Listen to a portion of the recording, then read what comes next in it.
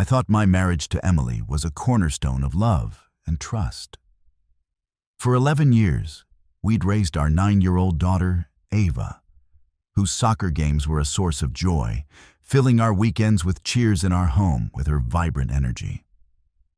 Our small craft brewery, a local treasure in Asheville, North Carolina, thrived on our shared passion for bold IPAs and community events. But over the past year, Emily's behavior shifted.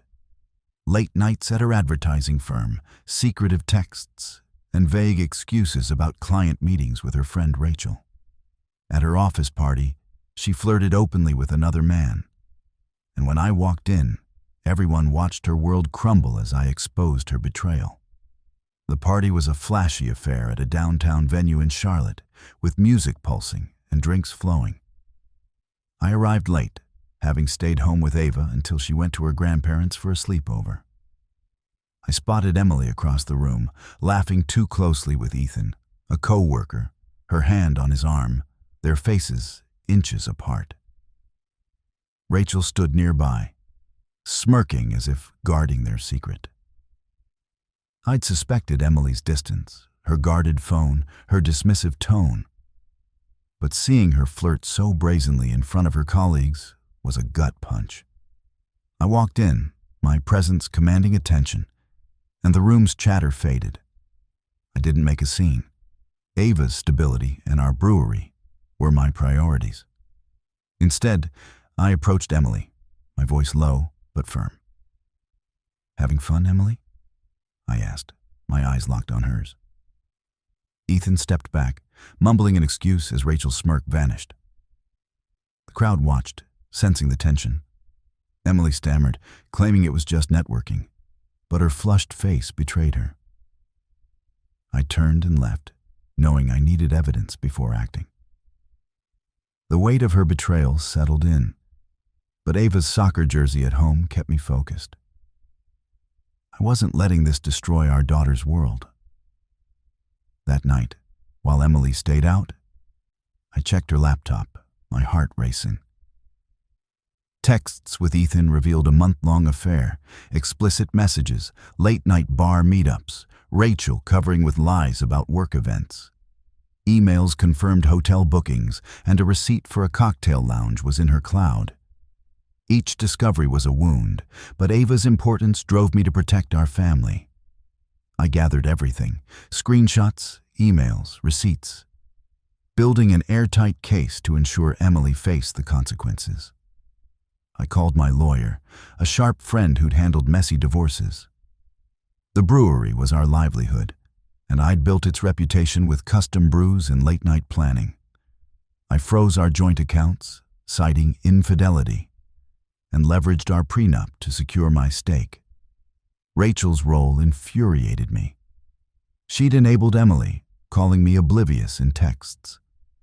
I found her side hustle, an unlicensed event planning service, dodging taxes. An anonymous tip to the IRS triggered an audit that hit her with fines, shutting her down. It was accountability, not revenge. The confrontation came the next evening. With Ava still at her grandparents', in our brewery's back room in Asheville, surrounded by barrels, I laid out the evidence, texts, emails, receipts, on a workbench. "You flirted like I didn't exist," I said, describing the party. I told her about the tip against Rachel and that I'd emailed Ethan's wife, Laura, with proof of their affair. Laura had kicked Ethan out, and his career tanked as clients dropped him. "You're out by Monday," I said, handing her divorce papers and pointing to her bags by the door. Her face crumpled as colleagues' whispers from the party echoed in her silence. The divorce was swift. The prenup and evidence gave me the brewery, our house, and primary custody of Ava. Emily got visitation, but Ava's confusion, why Mommy wasn't home, tore at my heart. I kept it gentle, saying Mommy needed time, shielding her from the truth. Rachel's business collapsed, and her friendship with Emily imploded as they blamed each other. Emily moved into a small apartment in Raleigh, North Carolina, her confidence shattered, Ethan gone from her life. I poured myself into Ava and the brewery. New brews, citrus, barrel-aged stouts, drew crowds, and I kept Ava's world steady. Soccer practices, her love for art classes, and therapy to ease her pain. Emily's flirting at the party obliterated my trust. But my entrance, calm, deliberate, made her world crumble before everyone. I didn't need to shout. My response was in walking in, protecting my daughter, and serving those papers. Ava is my anchor. Her soccer goal's a reminder of what I fight for. Emily's betrayal broke me, but I ensured she regretted it. Ethan's marriage and career are in ruins. Rachel's business is gone, and Emily's left with a life she didn't expect.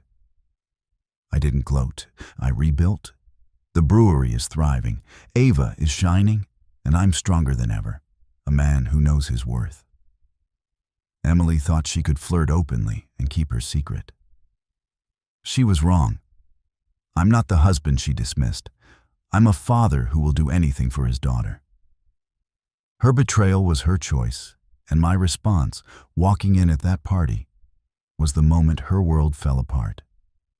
One email, one tip, and everyone watched her unravel.